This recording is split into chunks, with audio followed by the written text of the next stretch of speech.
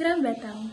Diagram batang atau bar chart adalah grafik di mana kelas-kelas data ditempatkan pada sumbu horizontal, sedangkan frekuensi kelas ditempatkan pada sumbu vertikal. Grafik ini membantu kita membandingkan jumlah data pada tiap kategori dengan jelas.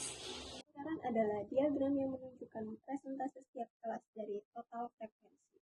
Dengan diagram ini, kita bisa melihat bagian mana yang paling dominan atau yang paling kecil.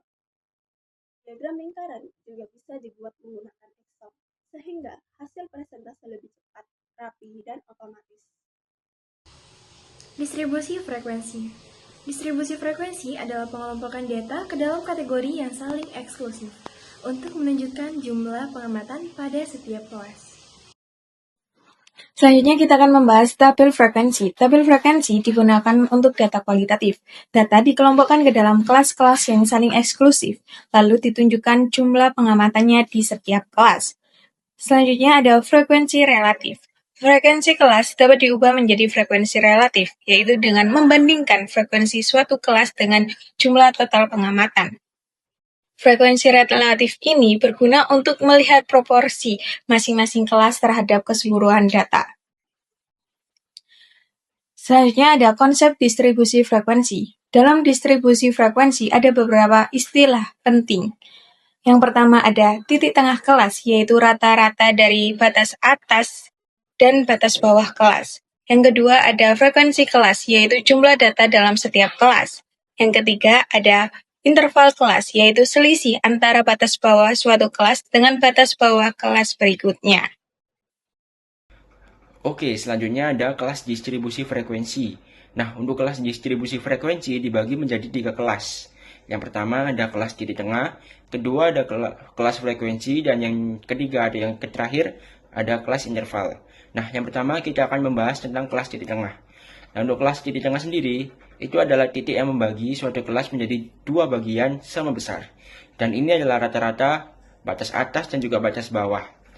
Dan selanjutnya ada kelas frekuensi. Nah, kelas frekuensi sendiri itu adalah jumlah observasi dalam setiap kelas.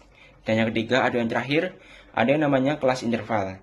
Nah, kelas interval ini diperoleh dengan mengurangkan batas bawah suatu kelas dengan batas bawah kelas selanjutnya, seperti itu. Nah, untuk contoh membuat tabel distribusi frekuensi, contohnya seperti tabel di sebelah ini, yaitu Ibu Catherine Ball dari Auto USA ingin mengembangkan grafik bagan dan grafik untuk menunjukkan harga jual rata-rata di berbagai dealer. Nah, tabel di sebelah kanan hanya melaporkan harga 80 kendaraan yang terjual bulan lalu di Winner Autoplex. Oke, untuk perhitungan dari kasus sebelumnya, yaitu langkah pertama kita harus menentukan jumlah kelas. Nah, untuk rumus yang dipakai itu adalah aturan 2 pangkat K, sehingga 2 pangkat A itu harus lebih besar daripada N. Dan N-nya yaitu adalah 80 kendaraan yang terjual, jadi N-nya sama dengan 80. Jika kita mencoba K sama dengan 6, maka 2 pangkat 6 itu sama dengan 64. Lebih sedikit atau kurang dari 80, jadi tidak disarankan. Nah, jika kita menggunakan 7, maka bisa kita hitung 2 pangkat 7 sama dengan 128, yang dimana itu lebih dari 80. Jadi jumlah kelas yang disarankan adalah 7. Nah, untuk langkah selanjutnya, kita harus menentukan interval atau lebar kelas. Rumusnya adalah seperti yang tertera di presentasi, yang dimana I adalah interval kelas, H adalah nilai teramati tinggi, L adalah nilai teramati terendah, dan K adalah jumlah kelas. Nah, untuk perhitungannya bisa dilihat di presentasi, yaitu 35.925 dolar dikurangi 15.546 dolar dibagi 7, dan hasilnya yaitu 2.911 dolar. Nah, bisa kita bulatkan ke angka yang mudah dipahami, misalnya kelipatan 10 atau 100, gunakan lebar kelas yaitu 3.000 dolar.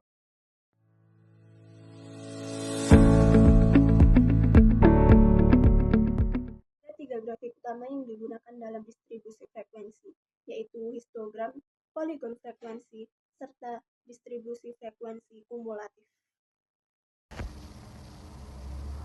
Nah, histogram sendiri adalah grafik yang berbentuk batang yang menunjukkan frekuensi tiap kelas. Grafik ini mirip dengan diagram batang, tetapi batang-batangnya saling terhubung atau menempel karena data bersifat kontinu. Yang kedua yaitu poligon frekuensi. Poligon frekuensi adalah grafik garis yang menghubungkan titik-titik yang terbentuk dari titik tengah kelas dengan frekuensinya. Grafik ini memberikan gambaran bentuk distribusi yang lebih halus dibandingkan histogram. Nah, yang terakhir yaitu distribusi frekuensi kumulatif. Distribusi frekuensi kumulatif menyajikan jumlah data secara bertahap dari kelas pertama sampai dengan kelas terakhir.